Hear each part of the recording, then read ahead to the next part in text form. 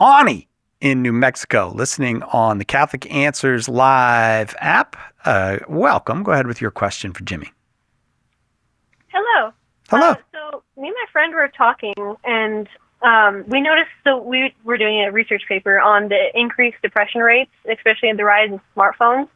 And it got us thinking on if it's possible for demons to possess objects, and if so, could they manipulate the algorithms in our phones to potentially cause this? Okay, so demons can attach themselves to locations or physical objects. This is a form of demonic activity known as infestation. So if a person is possessed, we call it possession, but if an object is possessed, we'll say it's infested. Demons, like good angels, have the ability to manipulate matter through their mental efforts, and mind over matter is known as psychokinesis.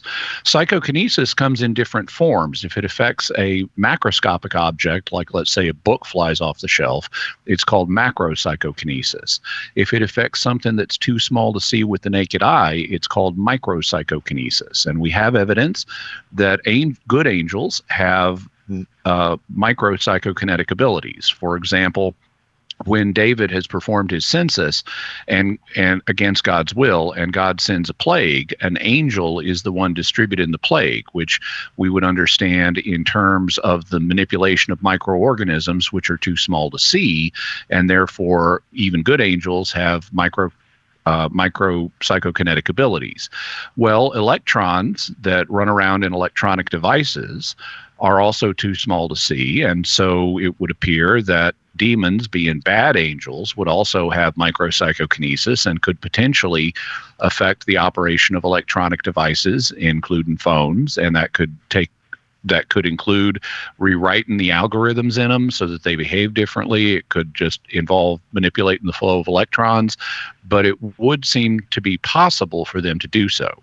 My question would be, do we have good evidence that this is happening, or could it be something else? Like humans have just designed the algorithms and the devices in such a way that it has the unintended consequence of making people depressed in some cases. And, there's an old saying of don't presuppose malice when incompetence will do. Humans do a lot of things that have unintended consequences.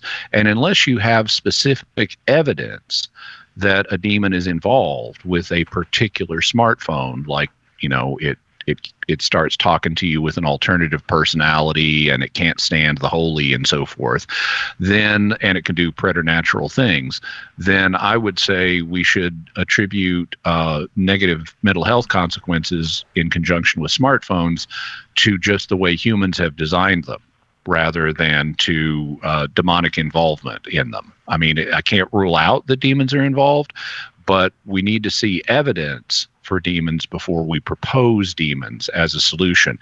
If you'd like more information about why that's the case, I would suggest that you and your friend listen to episode 188 of Jimmy Akin's Mysterious World, which you can get to by going to mysterious.com/188. I'm sorry, mysterious.fm/188. Hey, thanks for watching. If you like this Catholic Answer, be sure to like, subscribe, and check out our live streams Monday through Friday, 3 to 5 p.m. Pacific. Or find the episode after on YouTube, your favorite podcast platform, or our Catholic Answers app.